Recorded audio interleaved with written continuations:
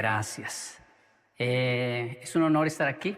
Gracias por la invitación. Un placer muy grande. Mi nombre es Yokoi Kenji Díaz.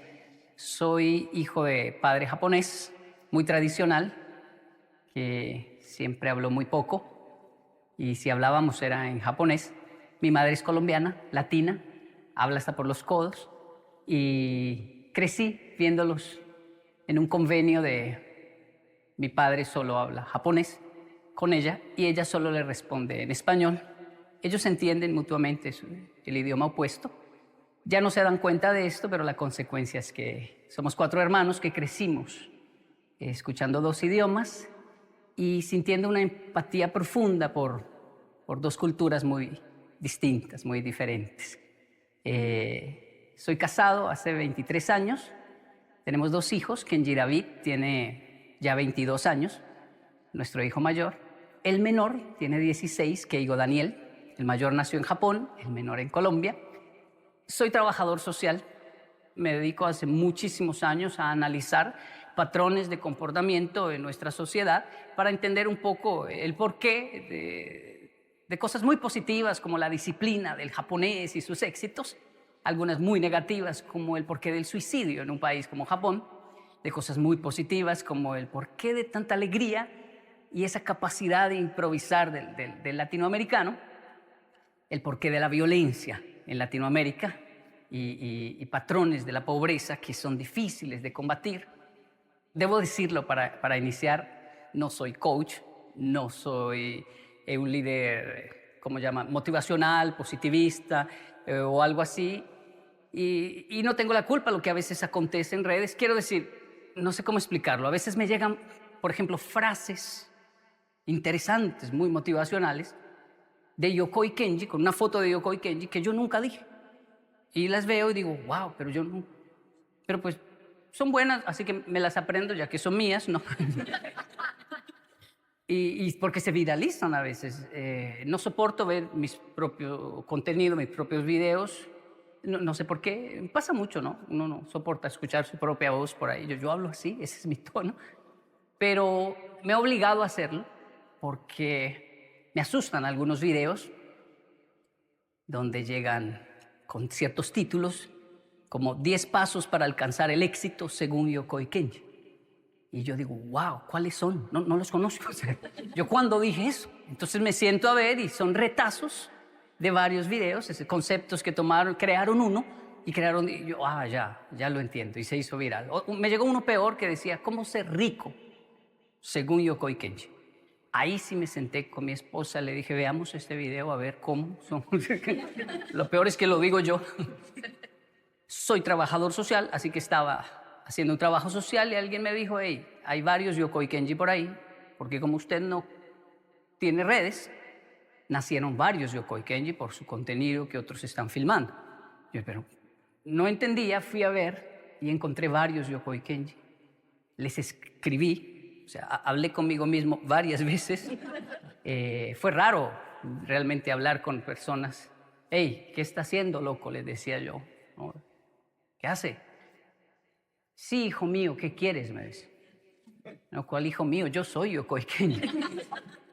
Y me respondían, ¿y yo cómo sé que tú sí eres Yokoi Kenji? No, pues yo por lo menos sé que tú no eres, devuélveme el nombre. Y bueno, ya hoy todo lo que está allí certificado somos nosotros. Y siempre acostumbro enseñar un poquito de japonés antes de toda intervención. Dicen en Latinoamérica, para romper el hielo. No sé si quieren aprender. Sí. Una de las mejores técnicas para aprender japonés es no pensar en español. Eso, solo disfrutarlo como si fuésemos niños. Tal vez por eso le va muy bien a los niños aprendiendo otro idioma. Con todo respeto, como si fuésemos niños, con todo respeto, nariz en japonés se dice hana. Por favor, haga así conmigo. Hana. Excelente. Mimi. Una vez más. Hana. Mimi. Kuchi.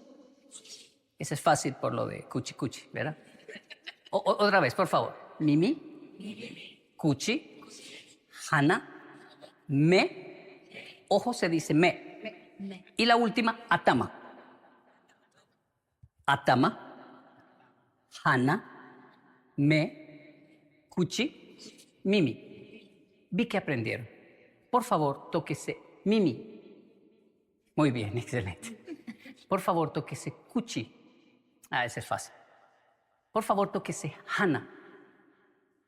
Muy bien, no, iban bien. Estaban bien, estaban bien. Por favor, tóquese Me. Ahora sí, Atama. Solo hay una forma de verificar si realmente lo aprendimos o no. ¿Qué le parece? De pronto sea prematuro, pero es que lo veo haciéndolos muy bien. Yo me toco la parte del rostro y usted lo pronuncia en japonés. De pronto funciona. Intentemos.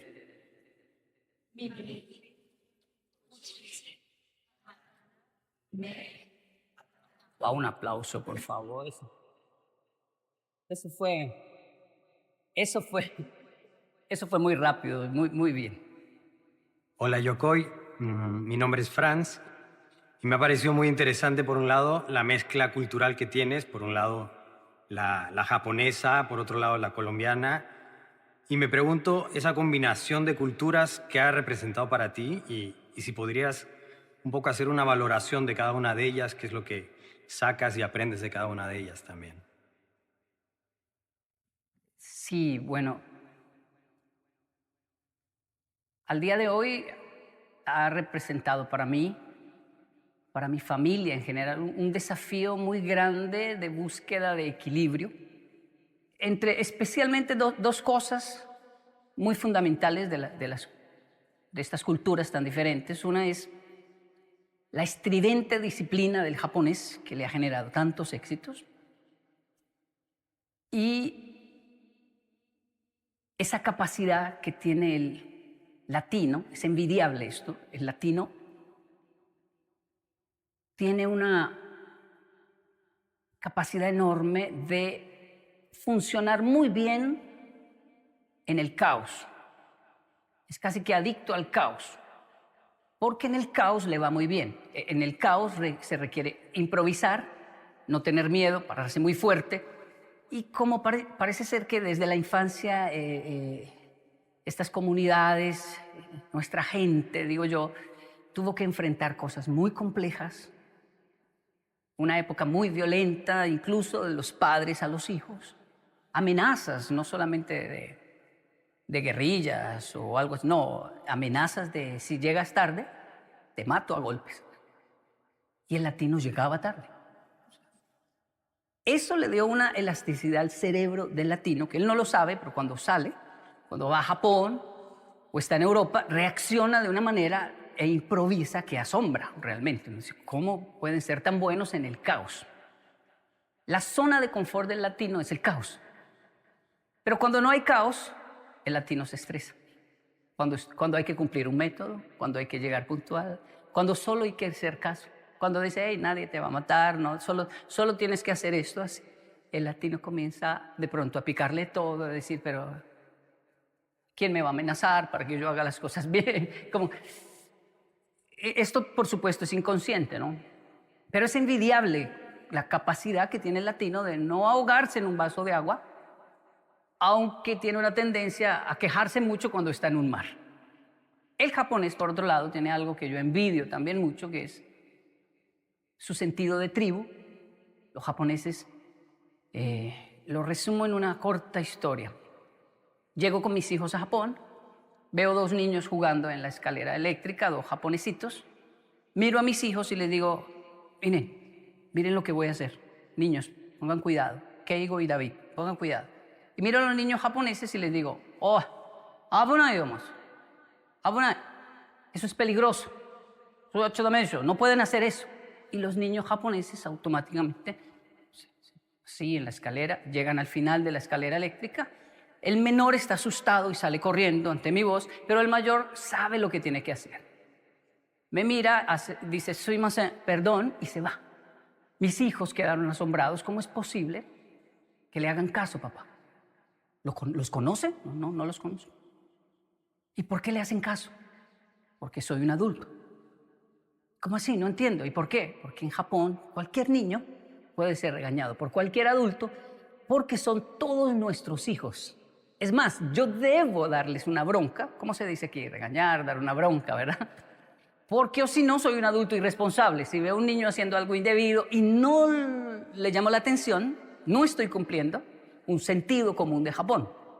Así que lo regaño. ¿Y qué le dijo? Me pidió perdón y se fue. Y mis hijos dijeron, wow, ¿cómo es posible? Y yo estaba muy feliz que mis hijos, que crecieron en Latinoamérica, que son colombianos, aunque el mayor nació en Japón, pero son colombianos, vieran este ejemplo. Miren. Y yo dije, con esto aprenden una lección importante, y lo único que aprendieron fue a decirme, papá, mire eso, regañe eso, dale una bronca a eso también. Papá, mire eso lo que está haciendo. ¿Y por qué le hacen caso? Y yo le dije, ¿por qué me hacen caso los niños japoneses? Porque los únicos niños que en este país no me harían caso son ustedes, que sí son mis hijos. Porque son latinos y vamos, están acostumbrados al caos. Me dio una bronca, pero a la tercera le hago caso, voy al límite, lo llevo a papá al límite y me devuelvo. Y sé manejar muy bien ese límite. Pero en Japón tienen esta capacidad del sentido de tribu. Un vecino me dio una bronca, un regaño muy fuerte, y yo lo acusé con mi papá. Y mi padre salió y le dio gracias. Y me dijo, él es su papá. Y yo, ¿el vecino es mi papá? Cuando yo no estoy, él es su papá. Y la señora del frente y el maestro y todos tienen autoridad porque son nuestros hijos. Ese sentido de tribu de los japoneses que se conecta con no lanzar un papel al suelo, con dejar el baño público limpio para el siguiente. Este sentido de tribu es envidiable. Ahora, los dos en extremo generan patologías fuertes también, y consecuencias a veces nefastas como el suicidio o el homicidio.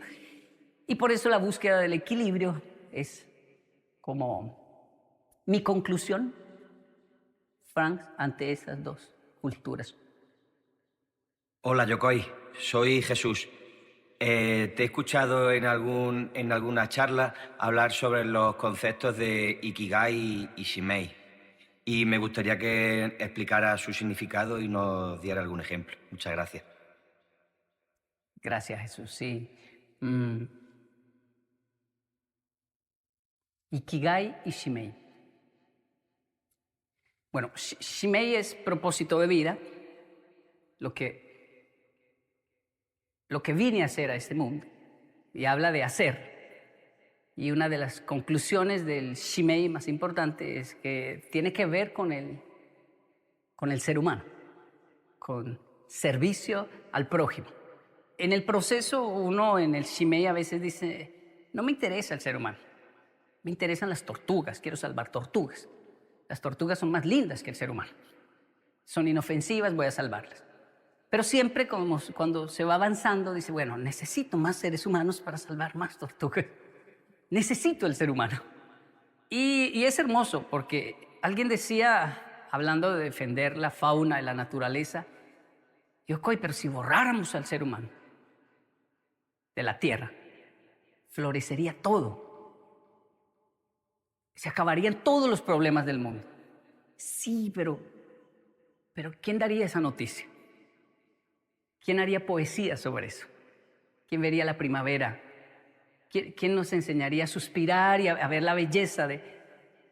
Ya tuvieron los dinosaurios su momento, fueron protagonistas, ahora somos nosotros.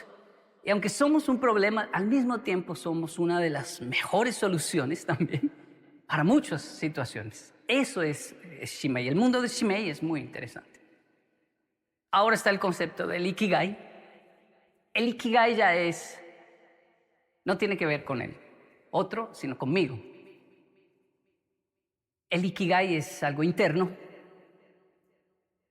Un ejemplo sencillo es que si yo tengo un Shimei definido, un propósito de vida definido, se puede truncar si acontece un accidente, si caigo preso por alguna razón y entonces ya no puedo ir a salvar las tortugas, o se puede truncar un propósito si pierdo mis manos, entonces debo cambiar a otro.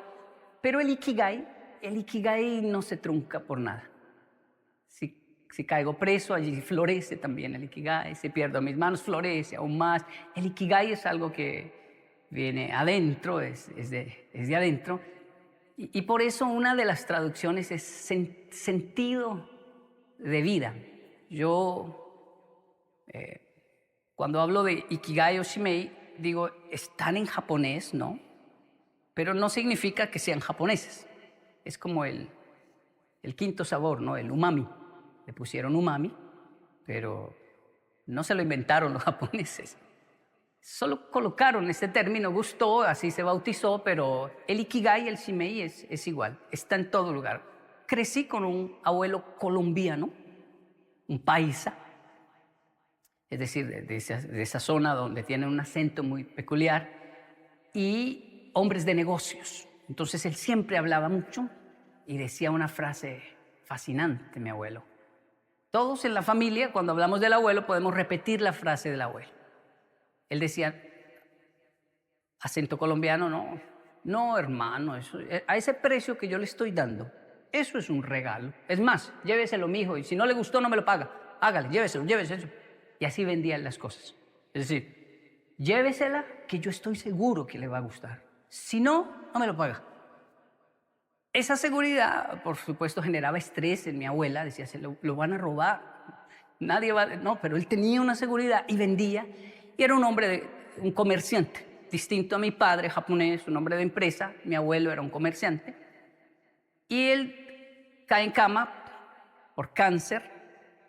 Yo viajo de Japón con 16 años a visitar al abuelo en su lecho, donde ya le habían dicho en el hospital, llévenlo a la casa para que muera, parta con sus familiares. Y yo fui a Colombia a mis 16 a ver al abuelo. Y la abuela me contó, ¿cómo le parece la que me hizo Jaime Gómez, mi abuelo? ¿Qué hizo, abuelita? Me dijo, pláncheme todas las camisas y los pantalones y cuélguemelos ahí al frente, por favor. Quiero verlos. Entonces le planchamos todas las camisas y los pantalones. Todos los días venían muchas personas a visitarlo, porque él influyó en muchos, así que me decían eran 5, a veces 10 personas diario tocaba recibir, porque el abuelo lo conocía mucha gente, y todos venían a desearle que se mejorara, y se veía la tristeza en las personas, a ver a aquel hombre tan fuerte, postrado en una cama, pero él algo les decía y todos se llevaban una camisa, un pantalón. Y mi abuela se acercó a la puerta y escuchó la frase. Eso es un regalo. Y a ese precio que le estoy dando, no, es un regalo, hermano. Lléveselo. Vendió todas sus camisas, sus pantalones. Y mi abuela le dijo, qué vergüenza, Kenji, yo sentí una vergüenza. Nunca hemos estado tan mal en la familia como para tener que vender la ropa. Y el abuelo, ¿por qué hizo eso? Porque él es así. Él dijo, ya no voy a usar esto, ya no me paro de aquí, yo ya me voy a ir. Y esas camisas me las puse una vez nomás, unas son de Noruega, de Japón, me las envió. Los hijos por el mundo le enviaban camisas, su gusto. Y él las vendió todas, dejó su mesa de noche llena de dinero. Llena de dinero, porque su Ikigai era vender. Y no lo hacía por dinero, es que una persona que tiene Ikigai no puede dejar de hacer su Ikigai. Entonces son esas personas que uno les pregunta, pero le pagan igual, ¿por qué llega más temprano? Le pagan igual, ¿por qué no sale ya? No, es que no puedo dejar esto sin terminar. ¿Pero por qué? No saben ni explicarlo, pero es por su Ikigai. Trabajar con personas que tienen Ikigai es satisfactorio, porque obviamente requieren su pago, quieren su pago, pero no lo hacen por eso, lo hacen por su Ikigai. De ahí que cuando una abuela, la familia prosperó y le dicen, abuelita, ya no tiene que cocinar, ya no tiene que hacer ni café ni nada. Si la abuela dice, no, porque me muero. Si no me dejan hacer la comida, el café, y realmente va a morir más rápido si le quitan su Ikigai. Esos es los dos conceptos, ¿no? Bastante largos, resumiéndolos un poco de Ikigai y Shimei. Jesús, gracias. Hola Yokoi, soy Estefanía Gómez, como tu abuelo, y también soy de Latinoamérica. He notado que, como tú, me fascina el concepto de la felicidad y me gustaría saber si nos puedes dar un concepto de lo que es la felicidad y si tienes alguna historia conmovedora que quieras compartir. Gracias, Estefanía. Sí, bueno, yo aprecio los dos conceptos profundamente la felicidad y la tristeza. Y van de la mano siempre. Lo que pasa es que lo que no logro dominar es el algoritmo de las redes. Entonces pareciera que siempre estuviera hablando de la felicidad, pero hay una belleza enorme en la tristeza, en aceptarla, en vivirla, en recepcionarla. Una niña, después de mucha terapia, de hablar mucho con su terapeuta, aprendió a que cuando tenía momentos de tristeza profunda, no salía. Porque antes lo que hacía era salir de fiesta, salir de rumba, buscar a alguien que la sacara de ese entorno. Y aprendió a que cuando estaba triste, incluso la llamaban y le decían, ¿vamos a salir? No, tengo visita. ¿Tiene visita? ¿De quién? No, una amiga. La amiga tristeza me visita. Y en terapia entendí que debo recibirla, atenderla. Así como atiendo la alegría y me voy de fiesta y hago cosas cuando estoy alegre, bueno, ahora estoy triste y tengo que sufrirla. Porque si la evado y me voy de fiesta y obligo mi cerebro a ser feliz y le doy solo dopamina, la tristeza cada vez va a llegar con más fuerza y va a ser muy peligroso. Así que lo mejor es recibirla y despacharla. Dicho esto, yo entré en una profunda tristeza en Japón, porque soy latino, como notarán, mi nombre, mi fisionomía, pero yo soy latino. Creo que mi esposa es más japonesa que yo. Sí, es más pragmática. Yo soy muy latino, pero llegué a Japón con 10 años y pues era un niño que hablaba mucho. Que no reprimieron al expresar lo que sentía. Y llego a un país donde no entiendo y no me entienden. Y entro en un silencio de meses solo mirando, un silencio profundo, que después entendí lo importante que fue para mí este silencio, pero me dio mucha tristeza, me generó mucha tristeza. Y los otros niños, algunos llegaron a ser crueles conmigo, como el bullying de Kenji, que Kenji no entiende nada, mándenlo para el salón 8. Yo era del salón 5, éramos del salón 5. Existía el salón 6, pero no el 7. O sea que el 8, yo deduje, debe ser como una forma japonesa de decir que lo manden para el infierno porque no entiende nada, algo así. Caminando por la escuela descubrí que sí existía el salón 8, Hachikumi, salón 8. Lo recuerdo hasta hoy. Fui muy feliz en el salón 8. Me paré en la puerta del salón 8 a mirar y decir, sí, aquí es donde me envían siempre que no entiendo algo. Y cuando miro hay una maestra con 7 alumnos, la mayoría con síndrome de Down. Era el salón de los niños especiales, el salón 8. Estaban jugando con plastilina, masilla de color. Caían mucha saliva a los pupitres. La maestra tenía una toalla y cada uno tenía una toallita y con eso limpiaban la boquita de los niños y una para limpiarlos. Yo quedé hipnotizado viendo esa escena y comencé a sentir mucha rabia porque dije, por eso me enviaron al salón. Hasta eso me demoré al entender. Ya sé lo que me quieren decir con... Y quería ir a golpearlos. Era tan fácil para mí golpearlos. Lamento decir esto, pero para la falta de educación en nuestros países hace que no dialoguemos y seamos violentos. Así que era muy fácil para mí ir a golpear al niño, pero tenía una profunda debilidad por la plastilina. Y estaban jugando con plastilina. Y yo estaba en un país que no entendía nada y la maestra me habló por mi nombre. Kenji-kun, no, ¿qué hace ahí? Entre. Dijo una palabra que me enganchó. Tetsudatte, ayúdeme. Yo entendía muy bien la palabra ayúdenme, porque el maestro le decía a todos, ayuden a Kenji, ayuden a Kenji. Kenji, tetsudatte, ayuden a Kenji, ayuden a Kenji, lleven a Kenji, traigan a Kenji. No entendía nada. Y ahora la maestra dice, tetsudatte, ayúdeme.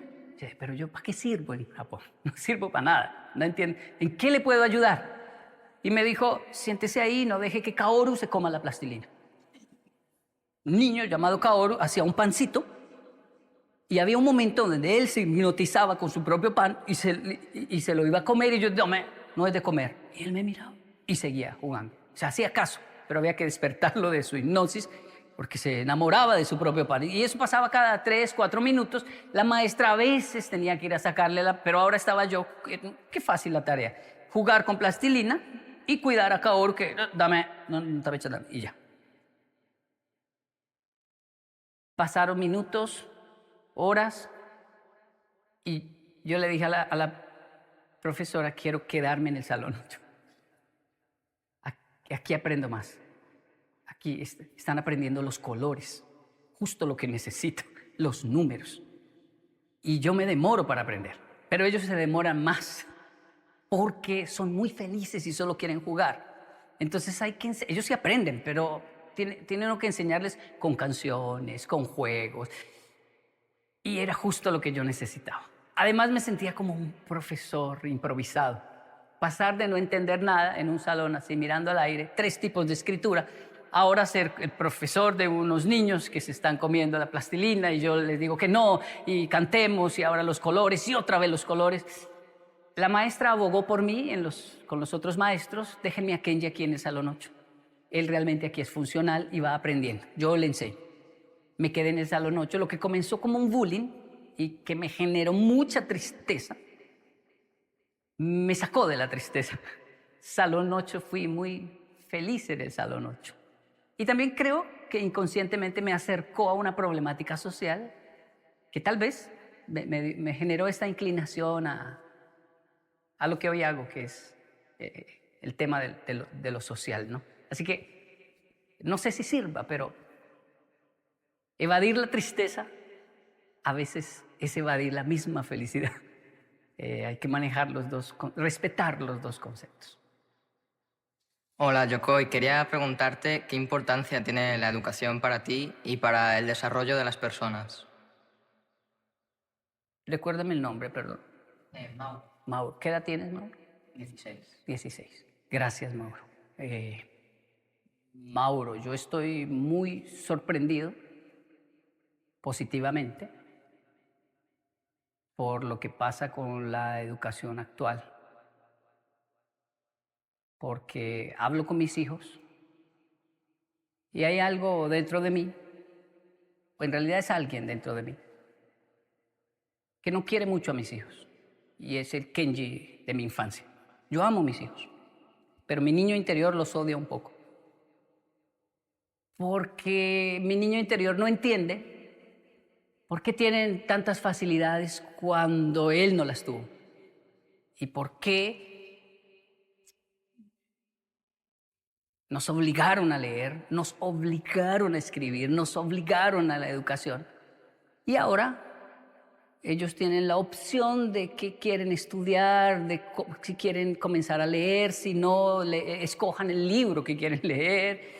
Y eso le molesta a mi niño interior. Pero cuando hablo con mis hijos, saben mucho más de lo que yo sabía a la misma edad, y eso me impresiona muchísimo. Y cuando les pregunto, pero ¿por qué sabe eso?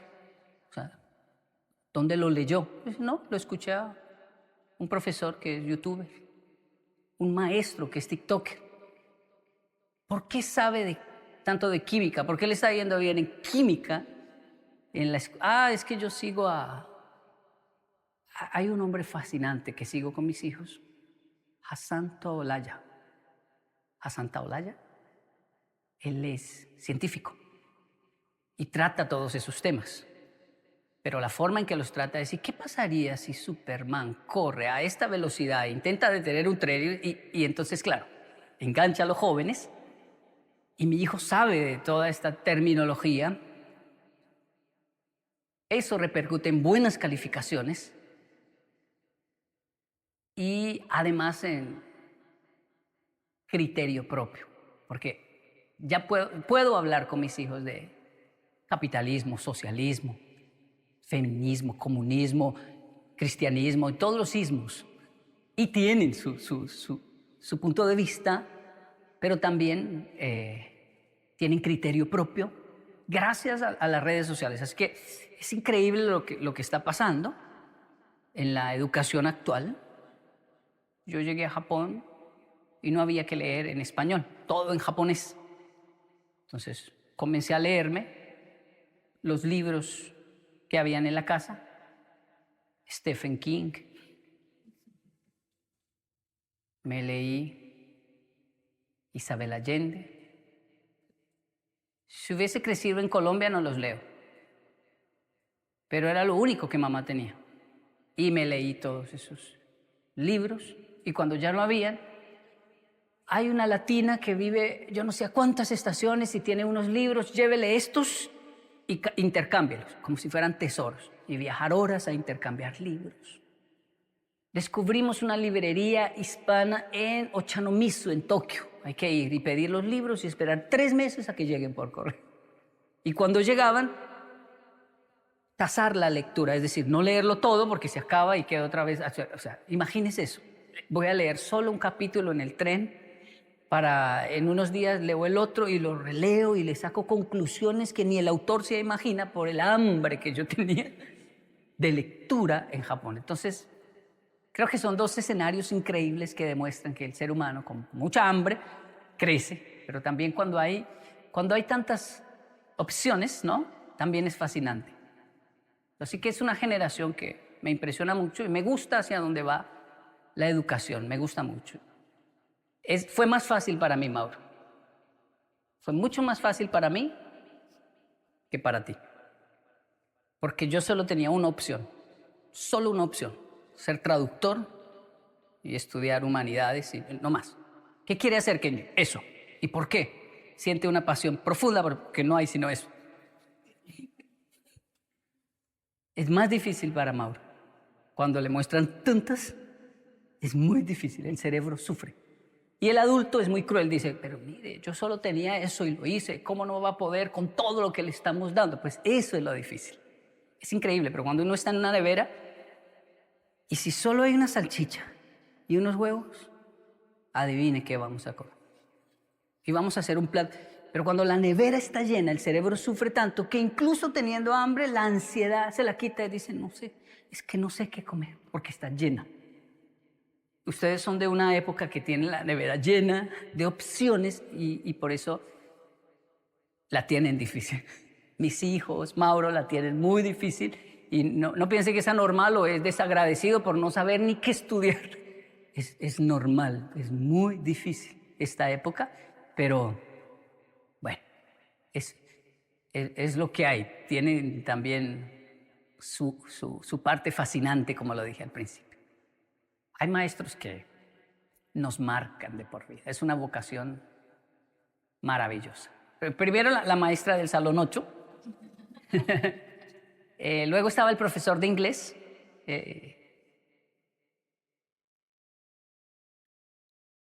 Saito Satoshi. Umemiya, en realidad. El maestro... Bueno, era crítico estudiar inglés. Para el japonés es muy difícil estudiar inglés porque el japonés es como el español, es plano en la pronunciación. Arigato, sayonara. Pero el inglés no, que haga la lengua así. Banana, banana, banana. ¿Ah? Y el japonés entonces llevan un nativo, salón por salón, a que haga a todos mirar cómo hace la lengua, a dibujarla para poder... Pero el maestro de inglés japonés, que era para mí trágico verlo porque yo no hablaba japonés, solo hablaba español y ahora tenía que aprender inglés en japonés. Yo lo veía y decía, no, ahora viene la confusión de mi vida.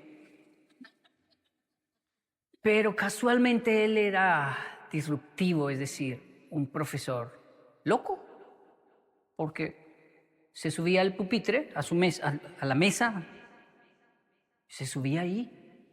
O sea, un japonés no hace eso, nunca. Él se subía y gritaba, Minasan, jinsei wa subarashi, la vida es maravillosa, y saltaba y lo escribía en inglés. Y toda la clase era así, la vida es maravillosa, y encontrárselo en los pasillos era terrible porque lo agarraba uno de Yokoi, que niño Yokoi, lo agarré. La vida es maravillosa. Y pues uno decía, qué maravilloso le ve a la vida. Cuando hay que aprender inglés en japonés y ya se me está olvidando el español, no entiendo japonés, menos voy a aprender inglés, estoy confundido. Mi vida es una tristeza y tengo que aguantar a este señor gritando que la vida es maravillosa. Yo me gradué a los 18 años, lo vi en la estación de Nakayama. Él me invitó a un café, es que parecía un latino. Coge Dominicos, vamos a tomar café.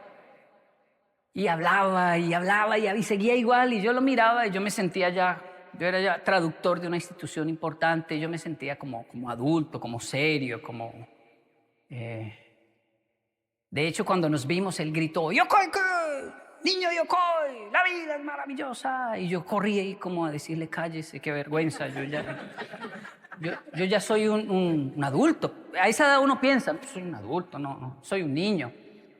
Y él hablé duro, un japonés muy diferente. Y le dije, yo le pregunté, porque dije, bueno, tal vez nunca lo vuelva a ver. Tengo muchos planes de viajar por el mundo, pero quiero sacarme esta espina con este profesor. Y se lo dije. No le dije ridículo, ¿no? Que eso era lo que pensábamos todos. El maestro es tan ridículo. Nande sonnae. Maestro, ¿usted por qué era tan dinámico? Le dije, tan alegre. Los japoneses no son así, los otros profesores también lo veían raro y usted sigue así. Y él mezclando el café me dijo, himitsu nande, es un secreto. Pero como no eres más mi alumno, te lo voy a contar. Mi esposa, profesora también. Nos conocimos en una convención de maestros. Nuestra pasión, enseñar. No quisimos tener hijos porque teníamos muchos todos los días atendiendo. Pero ella cayó en cama con leucemia. Yo prometí quedarme con ella hasta el final, arrodillado, incluso irme con ella. Y un japonés cuando dice eso es kamikazes, harakiri, es honor, samurái, me muero por la causa. Y esta causa no es una guerra, es mi esposa, es el amor, me muero con ella. Pero ella no le permitió ni siquiera que se quedara arrodillado con ella. Le dijo, si me amas de verdad, tienes que ir a enseñar, porque yo no puedo. Estoy en una cama. Y mi única felicidad en este momento es saber que mi esposo está yendo a enseñarle a los niños. Así que dame el honor de partir de esta vida sabiendo que estás enseñando. Y él le dijo, no puedo. ¿Cómo te voy a dejar aquí? No puedo. Si me amas, lo puedes hacer, Saito.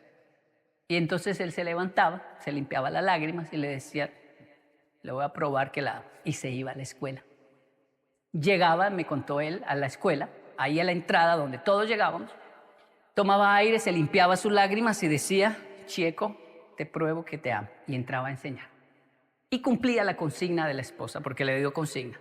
Sonríele a los niños y diles que la vida es maravillosa, que la disfruten. Y por eso hacía eso. Obviamente, cuando él me cuenta eso, yo no lo puedo ya ni mirar. Yo lo había juzgado de ridículo. Yo estaba así, viendo mis lagrimones caer, y él diciéndome, no llore, que no le contesto para que llorar. Ella ya partió, pero ella me enseñó a vivir. Ella me enseñó que la vida es maravillosa. Por eso los maestros sabían y a mí siempre me dejaron hacer todo ese escándalo, porque era una promesa que tenía que cumplirle a mi esposa. Yo le pedí perdón al maestro ahí, le dije, Gomen nasai, perdón maestro, yo pensé que usted era un ridículo, un tonto, usted es un héroe. Nunca lo olvidé hasta hoy. De hecho lo recuerdo siempre que paso un momento muy difícil, me acuerdo del maestro y digo, vamos, la vida es maravillosa. Ahora es donde hay que probarlo. Por aquellos que no están, por aquellos que partieron. Tenemos siempre personas valiosas en nuestra vida por las cuales hay que levantar la cabeza y continuar. Gracias por recordar.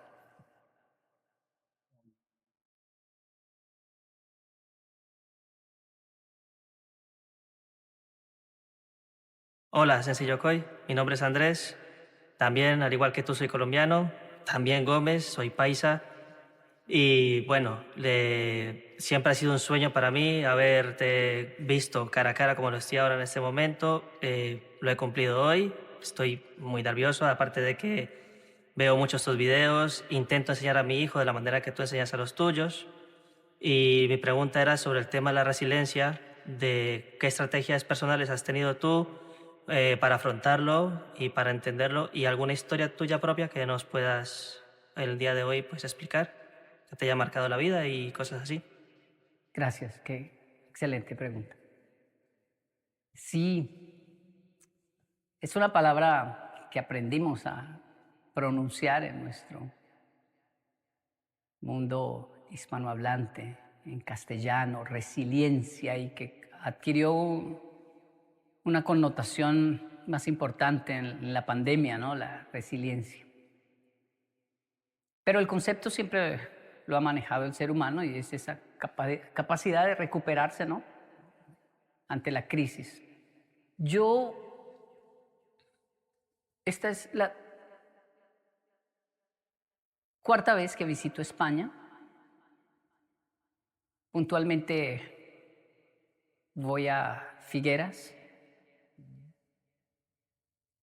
Tengo un proyecto allí porque allí está el Triángulo de Dalí. Y es por algo de resiliencia, es decir, los japoneses al ver mi comportamiento lo primero que hicieron fue enviarme al psicólogo. Y yo les decía, ¿pero por qué me envían al psicólogo si los otros niños japoneses también golpean? También se agarran a golpes, ¿por qué solo a mí? Por las respuestas.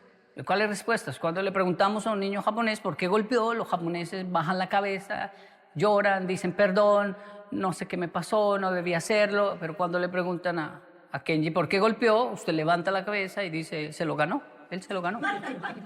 Él se la buscó y está muy feliz.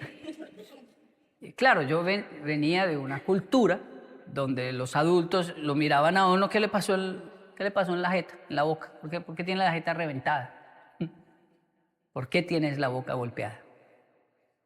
Peleé en la escuela. ¿Se puso a pelear en la escuela? Y en Colombia hacían, ¿y cómo quedó el otro? Ah, ¿el otro? Sí, no, peor. Ah, bueno. Eso es lo que le preocupaba a los adultos. No estamos criando bobos. Qué bueno que le dio. Entonces se acabó. O sea, imagínense, crecer así. Me llevan a Japón, porque yo estoy orgulloso de agarrarme a golpes con todo el mundo. Va para el psicólogo. Y el maestro comienza a tratarme.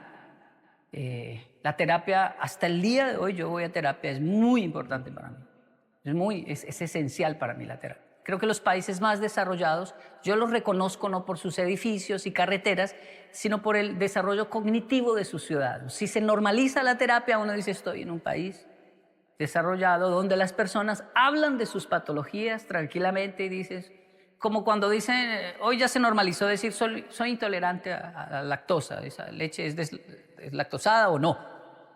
Así también debe, poco a poco, el ser humano ir desarrollando el normalizar las patologías y decir, hey, yo tengo estos problemas, estos niveles, me altero, soy muy sensible a las emociones. Entonces ya los amigos saben, él grita así, pero o no lo expongamos a ciertas situaciones, porque es sensible a las emociones, o el otro no lo es, no es que nos odie, es que él se ríe así, de poquito, y ahí está feliz. Entonces Japón es así, y yo aprecio la terapia por eso. Pero cuando el maestro, el psicólogo me dijo, ¿dónde soy Kotosh? ¿Por qué hizo eso? Porque habían cosas que yo hacía que realmente no tenían sentido. Adicto al caos. De eso que está todo muy bien, me estoy portando bien, todos me están elogiando, y hay una voz dentro de mí que dice, no puede ser. Hay que romper algo, güey. O sea, no, la vida, no, qué miedo, algo malo va a pasar. Y yo no voy a esperar que pase, voy a romper algo, voy a generar, y generaba caos. ¿Y por qué soy así? Y después sí me sentía muy mal ante el psicólogo, llorando, también lloraba mucho. ¿Pero por qué cree que es así? Y mi conclusión, tal vez muy occidental, latina, no sé, yo creo que estoy loco, maestro. Eso decimos, ¿no? Yo creo que estoy loco. Y el maestro dijo, hay un loco que yo admiro mucho y respeto mucho y que ha logrado darle equilibrio a su locura y tiene un talento increíble. Y se llama Dalí. El psicólogo era el mismo maestro de manualidades, de artes, y me presentó a Dalí y sus dibujos, y yo me obsesioné, porque era una locura. Elefantes con patas flacas y largas, cosas muy raras. Era como si alguien expresara todo el caos que había en mi cerebro y era una forma de ver a otro diciendo, hey, no estás tan loco. Y esto se puede pintar y esto se puede expresar. Y nunca olvidé a Dalí. Pasaron más cosas con Dalí. Y una vez una familiar de mi esposa me dijo, estoy viviendo en Figueras. Ah, sí, sí. ¿Qué tal es Figueras? No, es bonito, vienen muchos, por ahí hay muchos japoneses. Sí, ¿y por qué? Vienen a ver, hay un pintor que no sé, tiene su casa ahí y la gente. ¿Y cómo se llama? No sé, Kenji, pero investigue, ay, es ese, tiene bigotes, es Dalí. Y entonces viajamos a conocer Dalí y hay fisuras, fracturas en el ser humano. El japonés cuando se le cae una taza de té, tiene una oportunidad de salvarla muy importante, y es que le hace kintsugi. La pega otra vez y en las grietas las profundiza y le aplica oro. Y así no pierde una pieza valiosa que heredó del abuelo. Todos dicen, la dejó caer en su generación, sí, pero le dice kintsugi. Ah, bueno. Y el kintsugi ahora tiene unas grietas que ninguna otra taza tiene, obviamente, pero están en oro, resaltadas. ¡Oh, qué hermoso! Esto no puede ser a propósito, tiene que ser involuntario y en una taza de tanto valor. Eso nació hace muchos años con un emperador que le envió este desafío a sus artesanos para salvar 2 tacitas, y uno de ellos dijo, resaltemos las grietas, las llenamos de oro y la vida es así. No, mi señor, no se puede quitar lo que pasó negativo, pero podemos resaltarlo con oro. El hombre le gustó la idea y hasta hoy existe el arte del kintsugi. Resiliencia para mí es eso, es no esconder las grietas, primero profundizarlas, es decir, buscar los pedazos y profundizar más en ellos para que no sanen en falso. Profundizar es hablar sobre esto, reflexionar, buscar personas que han vivido la misma experiencia. Terapia, eso es finalmente también la terapia. El terapeuta no es un mago, un místico. La gente va al terapeuta con una mala actitud, ¿no? Como, a ver, ¿usted qué ve en mí? No, pues él no sabe nada que va a ver. Es solo un estadista de patrones de comportamiento. Yo soy el que descubro con el terapeuta. Yo soy el que tomo nota y digo, ¿y por qué piensa que hago esto? ¿Y qué dice su estudio sobre? Y tomo nota y descubro, profundizo mis grietas. Luego las pego con el perdón, que ese es un proceso largo, el entender que el perdón me beneficia más a mí que a mis agresores.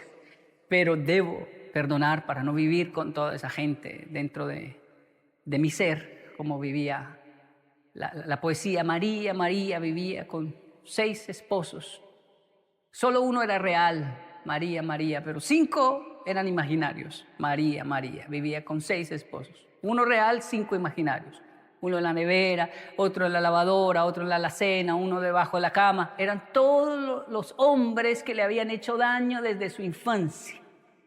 Y ella vivía con ellos y le hablaban y le recordaban y le hacían llorar, y el pobre real era el que pagaba las consecuencias de todos los otros 5. Nadie sabía que ella vivía con 5 maridos hasta que los perdonó. Y perdonarlos fue sacarlos de su casa, porque el perdón hace eso, libera.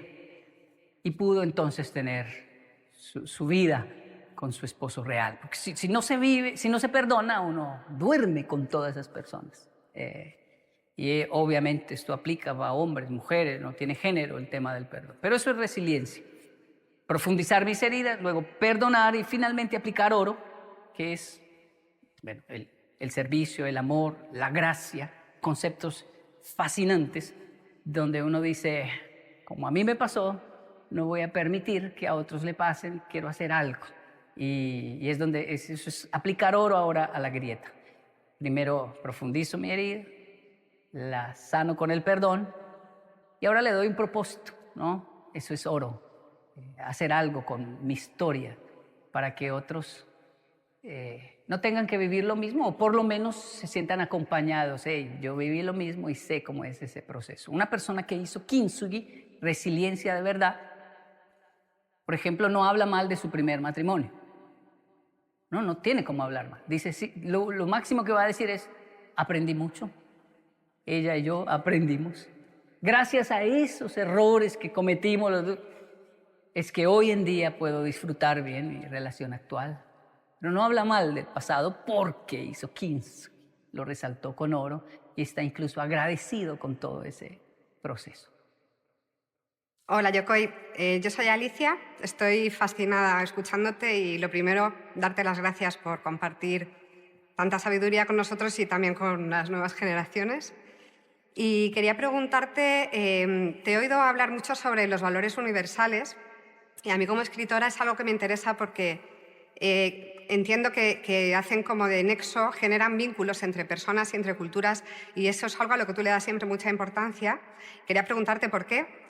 Y también si hay alguna historia en concreto que te haya servido de inspiración en este sentido. Gracias.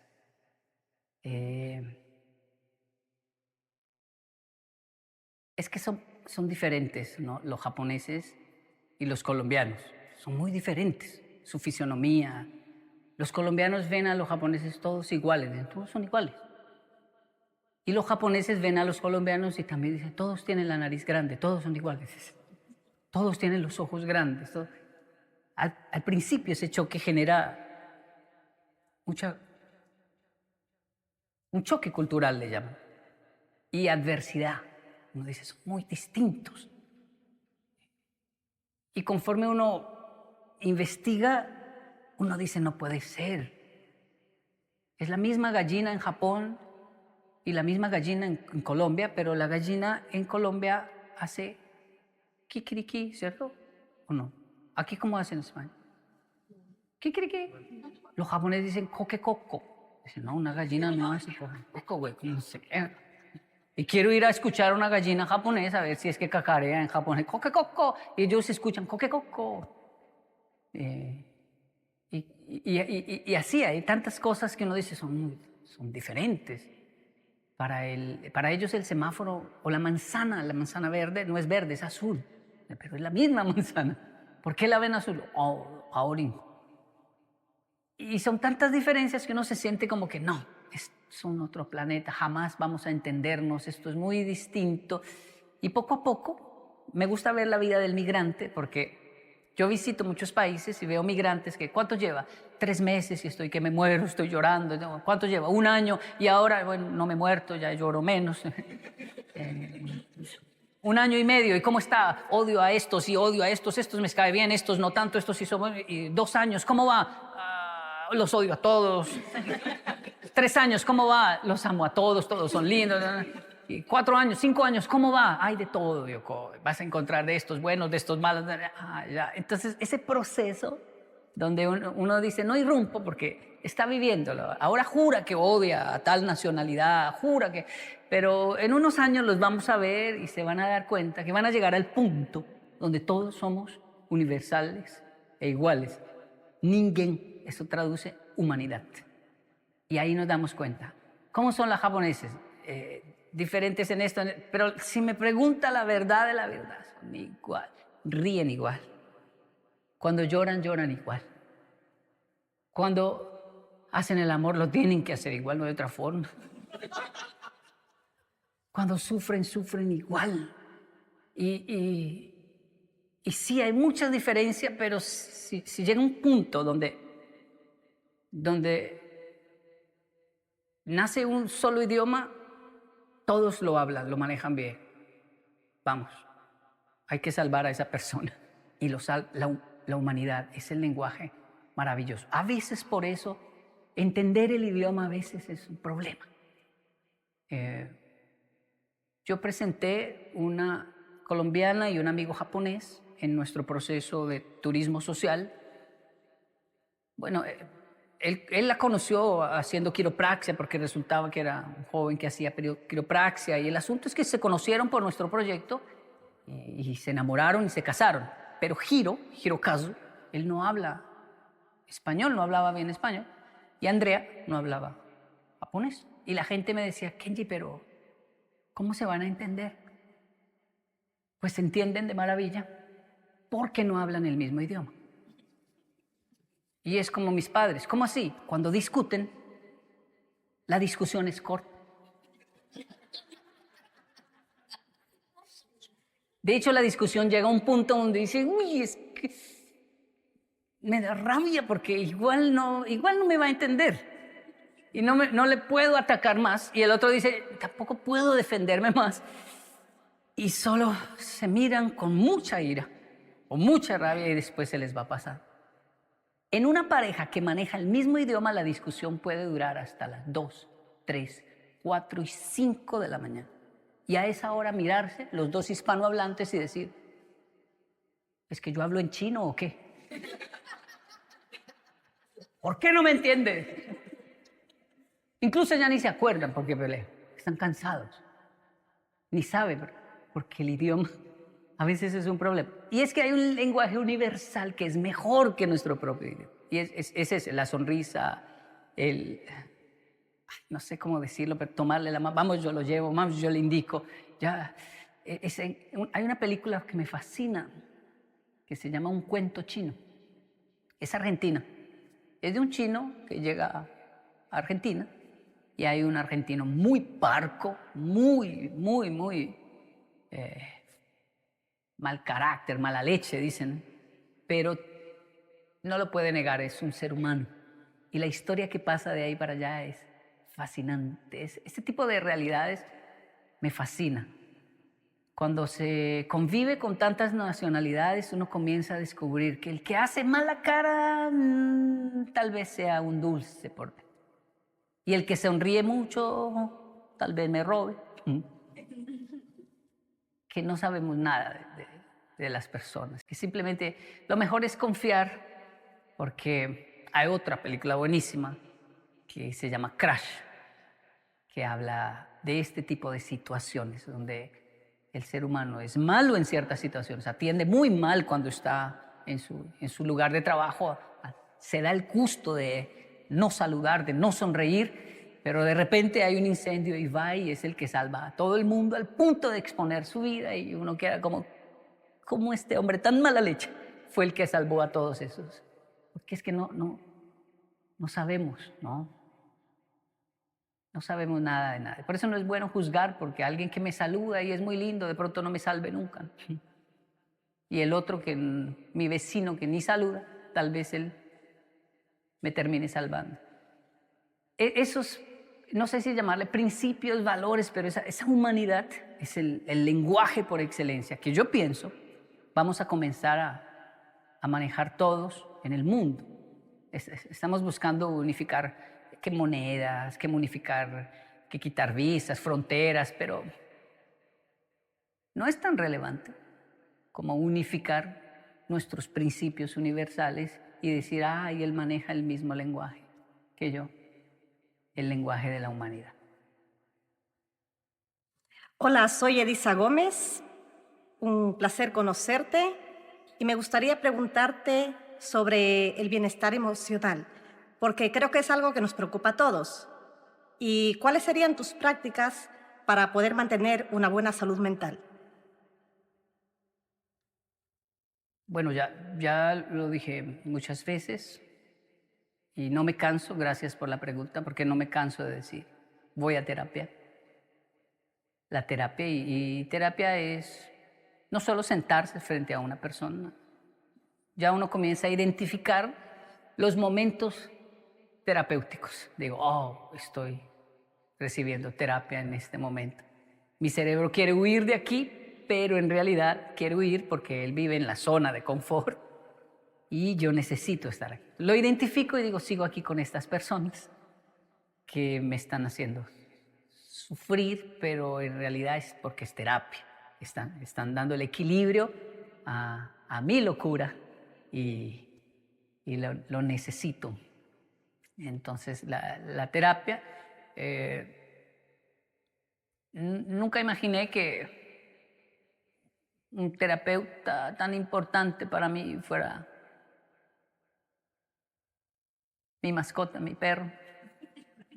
Ya lo habían dicho, ¿no? En los escritos, la naturaleza, ya lo habían dicho, es nuestro contacto con la naturaleza. Y por eso los entrenan y son algunos de servicio, ¿no? El mío es de apoyo emocional y realmente lo es, porque me centra muchísimo. Mis hijos ya están grandes, se cuidan solos y ellos ahora me cuidan.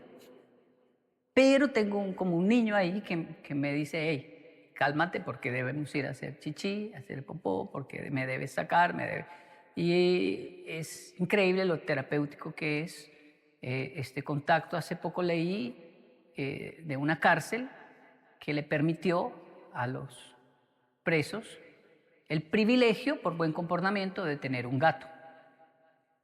Y conforme mejoraban su comportamiento, les daban premios para sus gatos, como juguetes, mejor comida, camas. Y ellos en esta cárcel comenzaron a comportarse de maravilla, porque ellos sentían, yo soy un animal, un monstruo fuerte, que no merezco que me den nada y puedo solo. Pero este gato es inofensivo, él no merece. Y por él soy tan fuerte como para portarme bien, porque mi gato quiere un ratón de peluche y se lo voy a lograr, dijo él.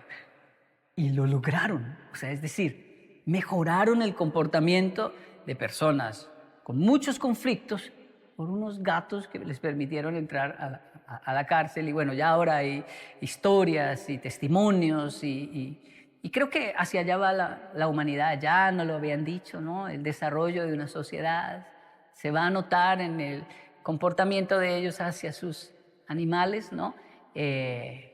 Parece una locura porque también hay algo de hey, pero son perros, los tratan como niños, como humanos. Está también el extremo, ¿no? Que no hay que idolatrar tampoco las mascotas al punto de que las hacen sufrir por idolatrarlas. Es decir, abusamos ahora en otro sentido de estos animalitos, de la naturaleza, ¿no? Así que esas son algunas de mis prácticas. E ir a Japón, porque últimamente ando muy reconocido en países hispanohablantes. Entonces no hay país de Sudamérica que yo vaya y no me digan Yokoi. Y eso deshumaniza bastante, me genera crisis y entonces me escapo a Japón. Y en Japón soy uno más de 120 millones de japoneses. Todos nos parecemos, no sé cuál soy yo. No, mentira. Hola Yokoi, soy Nora. Encantada de saludarte. Me está encantando conocer tu filosofía de vida y el optimismo que nos trasladas, ¿no? En ese sentido, me gustaría saber cómo consigues lograr ese optimismo incluso en situaciones complicadas y qué nos podrías decir a nosotros para al menos intentarlo. Y aprovechando que estoy preguntando también si nos puedes poner algún ejemplo que ilustre, aunque nos has contado ya muchos y que ilustran optimismo también y resiliencia, etcétera. En este caso, que te centres en el optimismo, ¿no? Gracias, Nora. No, me gustaría decir que tengo algunas técnicas o que es un método o algo así, pero creo que nací así en el sentido de que es un problema, de hecho, ser tan optimista, pero mi esposa le da bastante equilibrio porque ella es mucho más realista. Entonces yo confío en para mí todo el mundo es lindo, maravilloso, Y no puede ser que nos esté mintiendo y mi esposa, pero primero, espere, cálmese. Soy muy sensible, entonces es algo bueno, pero también algo peligroso. ¿Por qué discutiendo con mi esposa siento un abandono y una traición terrible solo por un gesto o una palabra? ¿Por qué siento No es tan grave el asunto, pero tampoco puedo negar que me duele en el alma y quiero hacer drama. Y no quiero que se burlen de mi drama, o me va a doler mucho más, y no puedo negar que es dolor. ¿Pero por qué? Yendo a terapia descubro que una historia que yo contaba de modo positivo, cuando me decían, Yokoi, ¿viaja mucho? Sí, yo viajé la primera vez en avión a los 6 años solo. ¡Wow! Positivo. Estoy viajando desde los 6 años en avión. Pero cuando el terapeuta me preguntó, ¿y qué pasó? ¿Y qué pasó? ¿Y cómo fue? Me enviaron de Panamá a Bogotá. ¿Y qué pasó? Llegaba a las 7. Y la familia pensó que era a las 7 de la noche y llegué a las 7 de la mañana. ¿Y qué pasó? Tenía 6 años y me dejaron 3 horas en el aeropuerto porque la familia latina no pensó que era en la noche. 3 horas, Yokoi. ¿Y qué pasó? Me quedé mirando los aviones. La auxiliar de vuelo, la azafata, dijo, ya me tengo que ir, tómese este jugo y un pan. Me dejó ahí mirando los aviones. Ahorita deben venir por usted. Llegan los pilotos de la aerolínea. Están fumando porque se podía fumar en esa época, en cualquier lugar. Uno de ellos tuvo la grandiosa idea de pararse a mi lado, sacar un cigarrillo. Y me acuerdo hasta hoy lo que me dijo. Yo estaba viendo los aviones, yo no lo miré y él dijo, no, chino, lo dejaron.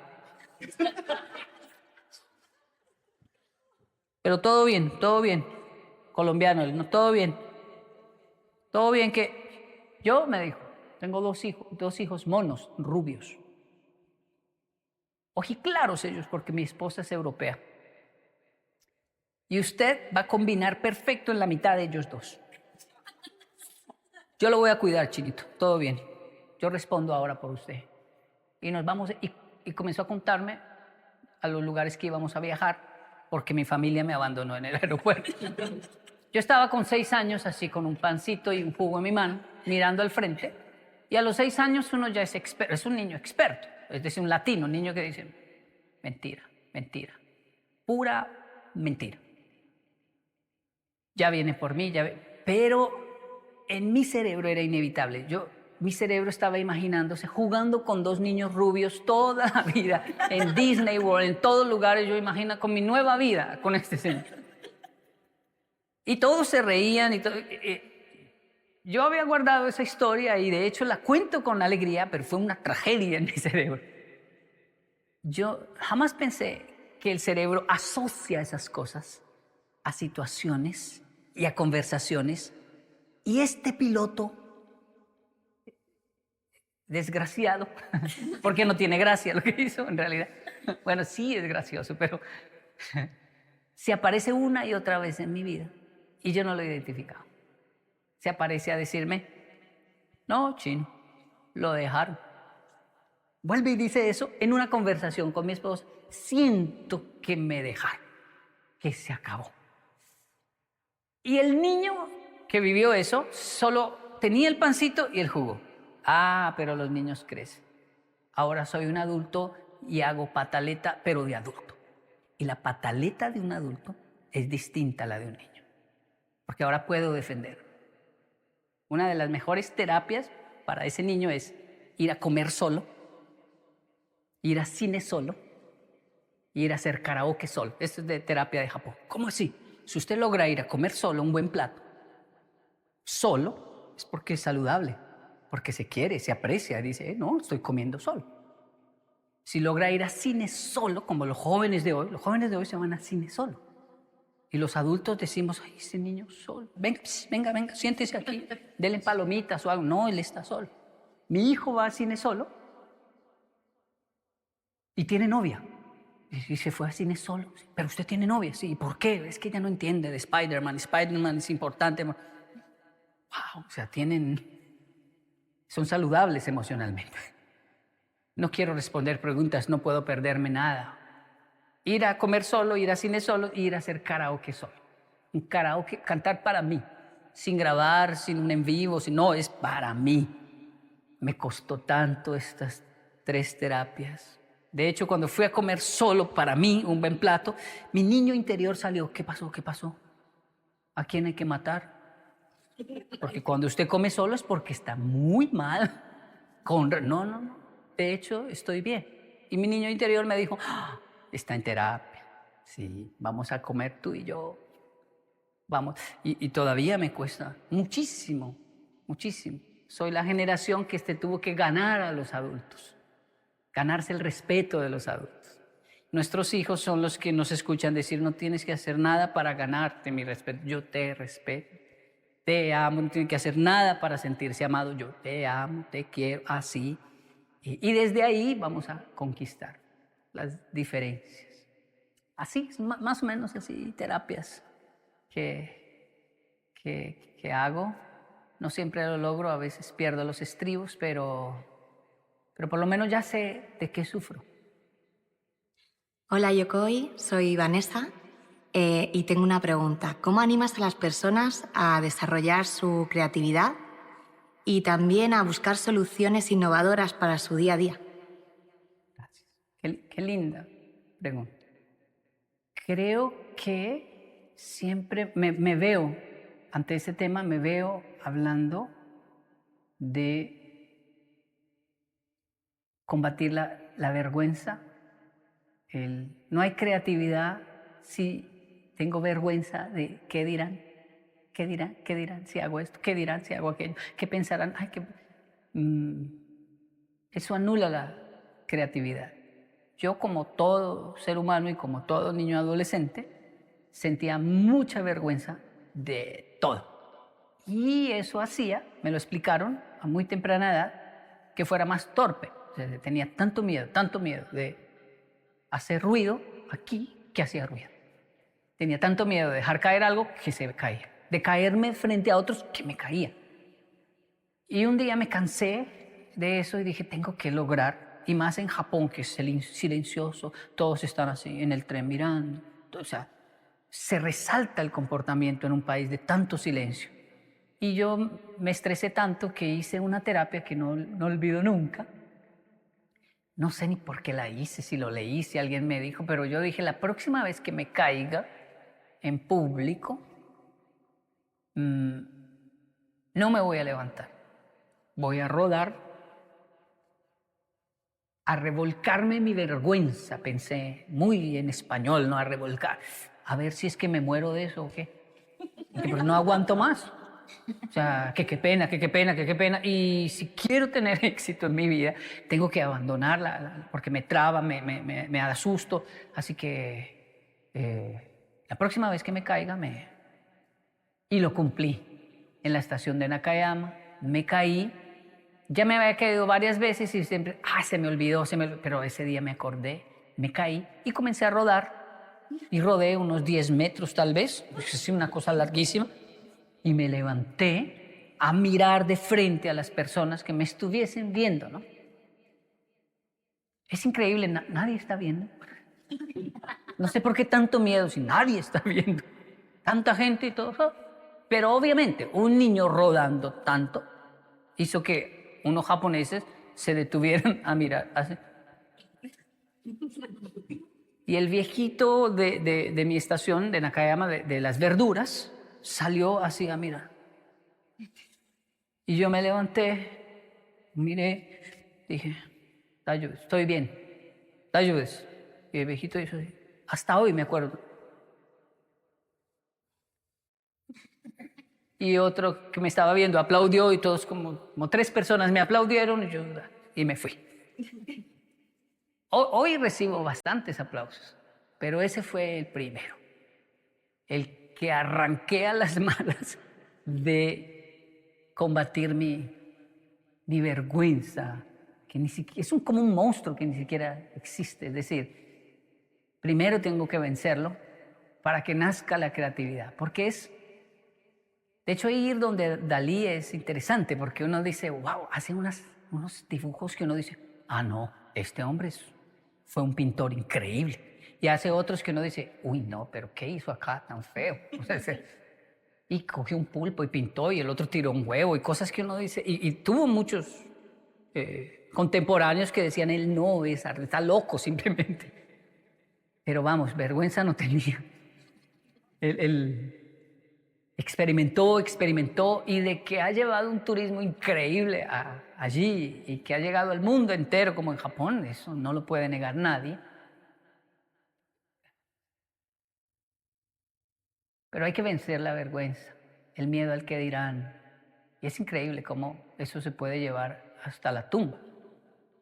Nos entierran con ese monstruo si no lo vencemos. Hola Yokoi, me llamo Pablo. Tuve la gran suerte de poder vivir un semestre en Bogotá, entonces he podido conocer un poco la cultura colombiana y quería preguntarte sobre, para ti, ¿qué es el éxito? ¿Qué herramientas podrías darnos en base a alguna experiencia que hayas tenido? Muchas gracias. Gracias. Bueno, esto es el éxito, es decir, poder desnudarse frente a los demás y decir, son mis vergüenzas, pero son mías. Esto es lo que hay. Yo, usando otro ejemplo, creo que al inicio fracasé con mi esposa porque no fui así, no me desnudé frente a ella. Quise ser muy elegante, quise ser muy serio, fuerte, muy seguro, quise conquistarla con mucho filtro de mi época, que era la cara, la actitud. Y después uno se va quitando la ropa poco a poco y entonces hay una cierta decepción del otro lado. No pensé que fuera así, no pensé.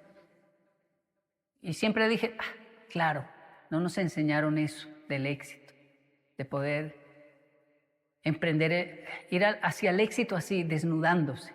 Yo debí mirar a mi esposa y quitarme todo y de quedar desnudo frente a ella y decirle, mire, esto es lo que hay. Y con lo que hay vamos a hacer algo.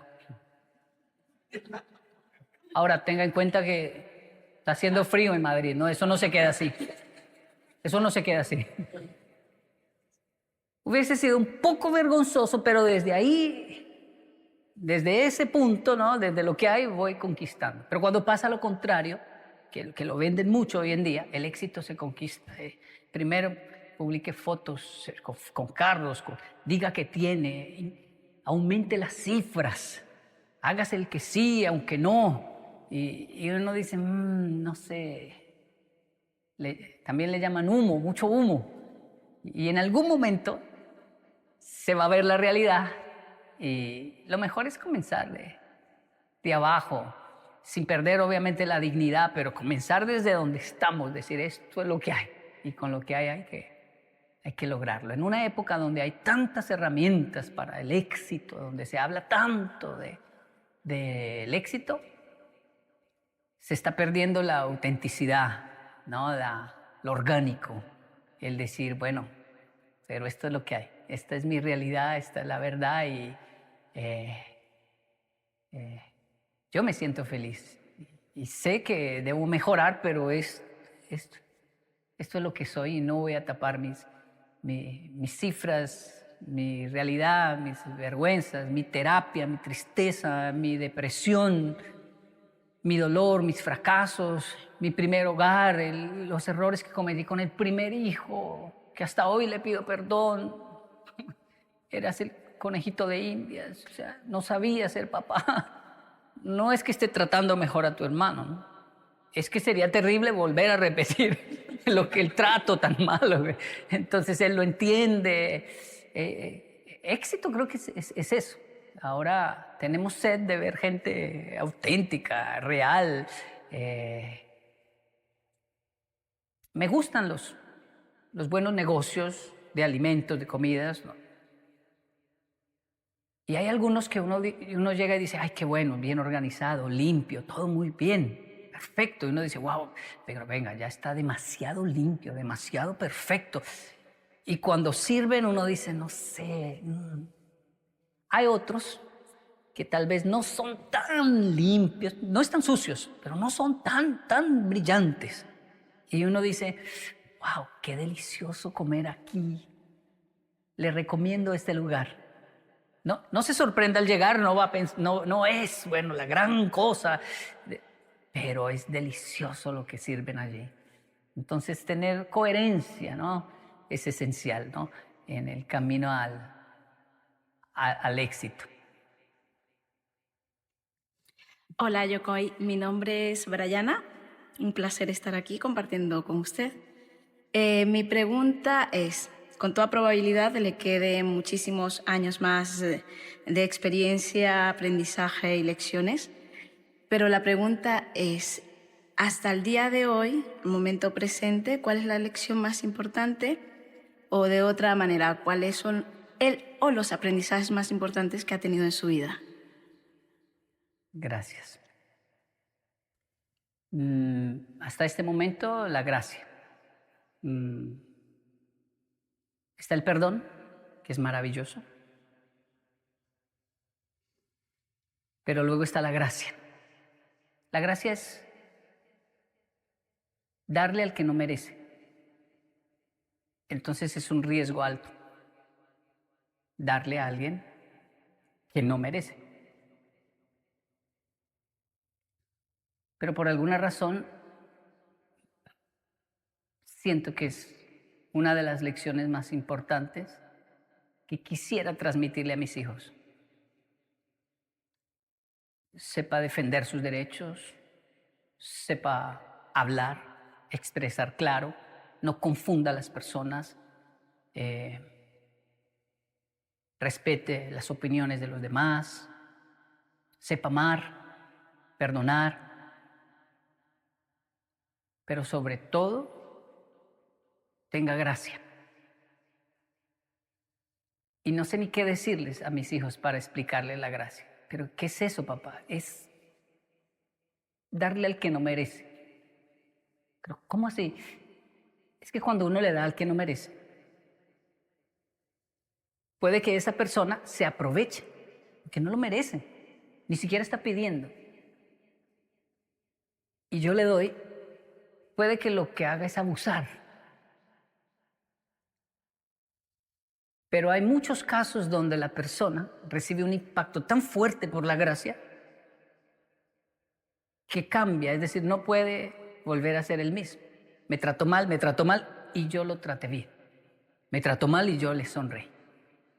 No puedo, no quiero, pero yo sí puedo por usted y quiero y voy a calmar la situación y voy a abrazarlo. Espere. Ejemplos sencillos es Los Miserables. Un padre deja hospedar a un preso, un fugitivo, ¿no? Un reo fugitivo, lo hospeda, le da comida, lo trata como si fuera un hijo. Las monjitas le dicen, padre, nos va a robar, nos puede matar. No, yo sé lo que hago, y lo trata como un hijo. Y el reo no lo puede creer, tanto afecto, tanto cariño, pero por la noche no aguanta su naturaleza salvaje de su vida y se lleva todo lo de plata, los utensilios, lo mete en una bolsa y se escapa. Lo agarran por allá. Con todo eso, lo traen ante el padre y dicen, este loco dice que usted le regaló esas cosas de plata, este ladrón sinvergüenza. Pero eso no puede ser de él. El padre lo mira y le dice, se te quedaron los candelabros, y le saca otras 2 cosas de plata y se las da. O sea, absurdo. Y las monjas miran al padre y dicen, el ladrón dice, ¿sí ve? No era mentira, él me lo regaló, y se escapa. Pero algo pasa en el cerebro de este ladrón que no puede volver a robar. No puede. no puede volver a hacer nada más, no puede. Algo hizo esto absurdo que hizo el padre, este acto de gracia, que el hombre no pudo y comenzó a darle vueltas esto en su mente, tantas vueltas que comenzó a estudiar, a leer, a mejorar, a entender la vida. Finalmente cambió de vida, se hizo, creo que fue un alcalde, como un alcalde de una ciudad, pero aquel policía siempre lo buscó y descubrió, él era un reo ausente, yo lo dejé ir y lo comenzó a buscar. Y bueno, Los Miserables, está el libro de Víctor Hugo, están las películas, deben verlo, pero esa gracia que transforma, no sé ni cómo explicarlo, no la tengo, ni la rasguño. A veces uno tiene visos y uno dice, pude hacerlo, pero ¿cómo me gustaría que mis hijos la tuvieran? Tienen mucho más que yo y eso es hermoso verlo en los hijos. A veces son más tolerantes, más amables, más... Pero me parece una enseñanza fascinante lo que es la gracia, sin darle una connotación ni política ni religiosa, sino como un rasgo. Si es divino, igual está ahí, al alcance de nuestra humanidad.